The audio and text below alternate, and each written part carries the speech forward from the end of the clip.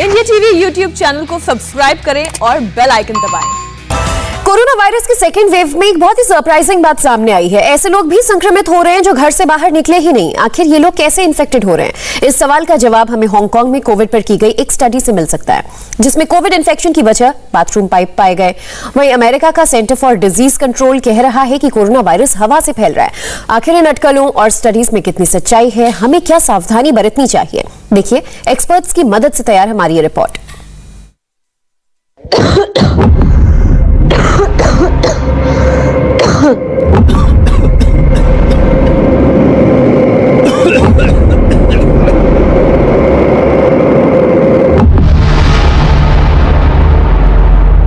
Hong Kong की इस खबर ने पूरी दुनिया में सुर्खियां बटोरी थी। खबर ही ऐसी थी, एक बहुमंजिला इमारत में एक दूसरे से 10 मंजिल दूर रहने वाले लोग कोविड-19 पॉजिटिव हो गए। हांगकांग के हेल्थ डिपार्टमेंट ने अपनी जांच में पाया था कि कोरोना का यह संक्रमण बिल्डिंग के सीवेज पाइप से फैला था।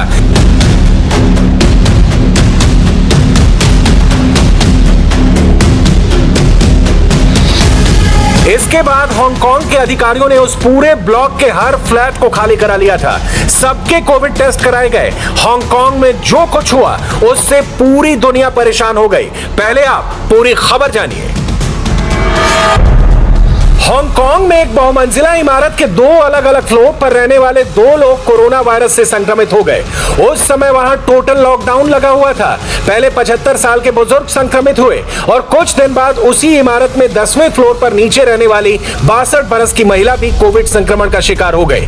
जल्द ही उनका परिवार भी संक्रमित हो गया। सबसे पहले संक्रमित हुए 2 लोग एक ही ब्लॉक में, लेकिन एक दूसरे से 10 मंजिल दूर रह रहे थे। उन लोगों के संक्रमित होने के बाद हांगकांग के स्वास्थ्य विभाग ने जांच की। पता ये चला कि इन फ्लैट्स में टॉयलेट के पाइप एक दूसरे से जुड़े हुए थे और इन्हीं के जरिए अलग अलग मंजिलों पर रह रहे लोग कोरोना से संक्रमित हुए। देखिए, ये हाई राइज बिल्डिंग्स में खास करके जो हांगकांग जैसा कंट्री है, ये भी देखना पड़ेगा कि वो सेंट्रली एयर कंडीशन बिल्डिंग है जिसमें सब कॉमन है। क्योंकि हम ये जानते हैं कि करीब करीब 10%, 2 से 10% लोग जो कोविड से संक्रमित होते हैं वो अपने जो उनके जो स्टूल है उसमें वायरस को एक्सक्रीट करते हैं। हम ये भी जानते हैं कि जो टॉयलेट्स में बैक्टीरियल और वायरल इन्फेक्शन होने की संभावना है। इसमें जो मर्स हुआ था पहले, मिडल ईस्ट जो रेस्पिरेटरी सिंड्रोम वाला इलनेस था, उसके अंदर भी ये डॉक्यूमेंट किया गया था कि ये जो है टॉयलेट से या फीसेस से इसका जो उससे ड्रॉपलेट बनते हैं उससे ये संक्रमण बढ़ सकता है। और बहुत सारी ऐसी स्टडीज रही, लेकिन अभी इस साल भी एक स्टडी आई है जिसमें ये कहा गया है कि जब भी हम फ्लश करते हैं तो उसमें जो पार्टिकल्स बनते हैं वो पार्टिकल्स करीब 1.5 मीटर की ऊंचाई तक जा सकते हैं और काफी देर तक, 30 मिनट तक भी, बल्कि कुछ स्टडीज में तो 3 घंटे तक वो वहां तक रह सकते हैं।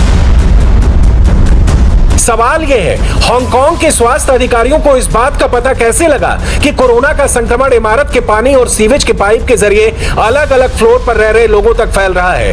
इसमें हांगकांग के स्वास्थ्य अधिकारियों के काम का 17 साल पहले का वो तजुर्बा काम आया जब चीन और हांगकांग में सार्स कोरोना वायरस का प्रकोप फैला हुआ था।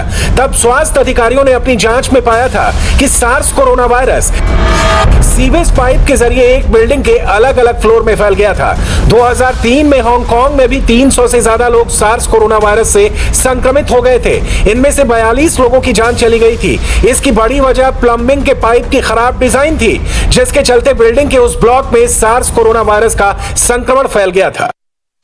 के अंदर से जो टॉयलेट की जो सीवेज की पाइप्स है, इससे वो ट्रेवल करना थोड़ा सा इम्प्रॉबेबल है। इसके लिए शायद डॉक्यूमेंटेशन और चाहिए, लेकिन संभावना कंप्लीटली रूल आउट नहीं की जा सकती है नॉलेज के हिसाब से।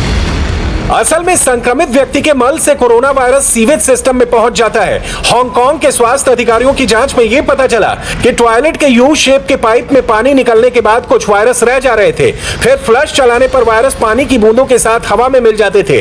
इस बाथरूम का इस्तेमाल करने वाले टॉयलेट के फ्लश से निकले एरोसॉल से संक्रमित हो रहे थे। जिन इमारतों में ऐसे एक दूसरे से जुड़े सीवेज सिस्टम है, वहां कोरोना वायरस के एक फ्लोर से दूसरे फ्लोर तक फैलने का खतरा है। अगर किसी बहुमंजिला इमारत के ब्लॉक की ऊपरी मंजिल पर वायरस से संक्रमित लोग थे तो उनके बाथरूम या वेंट पाइप के जरिए वायरस नीचे के फ्लोर पर रहने वाले लोगों तक पहुंचकर उन्हें संक्रमित कर सकता है। हमने देखा है कि ये जो फीसिस में जो एक्सक्रीटा होते हैं, वायरस बहुत हाई क्वांटिटी में एक्सक्रीट होता है। दूसरी चीज ये भी होती है कि जब हम बाथरूम में जाते हैं तो नोज एंड माउथ भी क्लीन करते हैं, वहाँ huge amount of droplet create होता है। तो इसलिए जो बाथरूम होते हैं, बाथरूम की एनालॉजी दूसरे ड्राइंग रूम या बाथरूम जितने भी दूसरे रूम नहीं की जाती। दूसरी चीज हम हमेशा एडवाइस करते हैं बाथरूम पर्टिकुलरली जहाँ पीछे साफ होती है, ज्यादातर हमारे हाई राइज बिल्डिंग साफ होते हैं।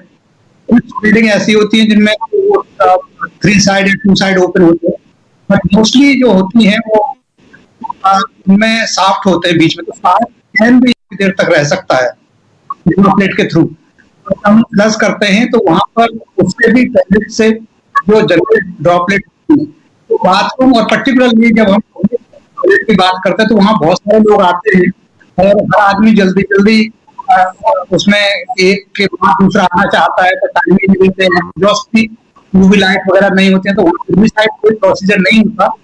तो जो पब्लिक टॉयलेट है वो सोर्स हो सकते हैं। इस बार बहुमंजिला इमारत में वायरस का संक्रमण मिलने के बाद हांगकांग के अधिकारियों ने वहां रह रहे लोगों को कुछ सावधानियां बरतने को कहा, जैसे कि अपने बाथरूम के पाइप की नियमित रूप से सफाई करें, बाथरूम पाइप के लीकेज होने पर उसे तुरंत बंद कराएं, फ्लश करने से पहले टॉयलेट सीट को ढक दें। ये बात हमारे देश के उन लोगों के लिए भी अहम है जो किसी हाई राइज बिल्डिंग में रहते हैं, उन्हें भी ये सावधानियां बरतनी चाहिए। पिछले दिनों अमेरिका के सेंटर फॉर डिजीज कंट्रोल और मशहूर वैज्ञानिक पत्रिका लैंसेट ने कहा था कि अब कोरोना वायरस हवा से भी फैल रहा है। भारत में भी वायरस एक्सपर्ट्स ने यह कहा था कि लोगों को अब अपने घर में भी मास्क पहनना शुरू कर देना चाहिए। हवा से कोरोना वायरस फैलने का मतलब क्या है, पहले वो समझिए। जब सेंटर फॉर डिजीज कंट्रोल ये कहता है कि कोरोना वायरस हवा से फैलता है, तो उसका मतलब है कोरोना वायरस हवा में मौजूद कणों से भी फैल सकता है। यह संक्रमित व्यक्ति की छोड़ी हुई सांस और कफ की बारीक बूंदों से फैलता है। असल में बात करने, सांस छोड़ने, छींकने, खांसने से संक्रमित व्यक्ति से वायरस बाहर निकलता है। डॉक्टरों की भाषा में कहें तो इन्हें माइक्रो ड्रॉपलेट या एरोसॉल कहा जाता है, क्योंकि ये बेहद महीन कण होते हैं। ये इतने छोटे होते हैं कि आराम से हवा में उड़कर एक इंसान से दूसरे इंसान तक जा सकते हैं और दूसरे को संक्रमित कर सकते हैं। ये हल्की बूंदें कमरे में मौजूद दूसरे लोग सांस के साथ अपने अंदर लेकर वायरस से संक्रमित हो सकते हैं। ये एरोसॉल 6 फुट तक हवा में तैर कर जा सकते हैं। बंद कमरों या जगहों पर इसका खतरा ज्यादा होता है, खुले में ऐसे एरोसॉल से संक्रमण कम फैलता है। क्लोज वेंटिलेशन यानी जहां पर सेंट्रलाइज एसी सिस्टम से एक बड़े इलाके को ठंडा किया जाता है, जैसे मॉल, सिनेमा हॉल या ऑफिस, वहां भी सांस से निकले छोटे कणों या एरोसॉल से कोरोना का संक्रमण फैल सकता है।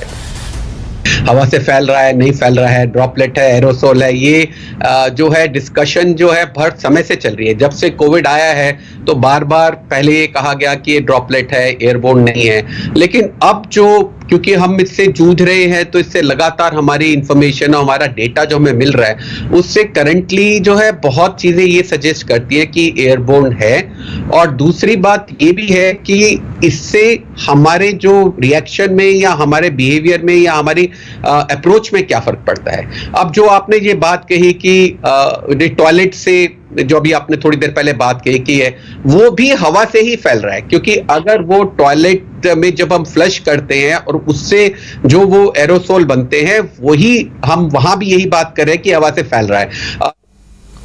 फिलहाल एक ब्रेक, और ब्रेक के बाद देखिए महाराष्ट्र में कोरोना का डेडली अटैक। नमस्ते, मैं हूं मीनाक्षी जोशी। वीडियो और खबरों से अपडेट रहने के लिए India TV YouTube channel subscribe करें, बेल आइकन दबाना ना भूलें। जुड़े रहें इंडिया टीवी के साथ।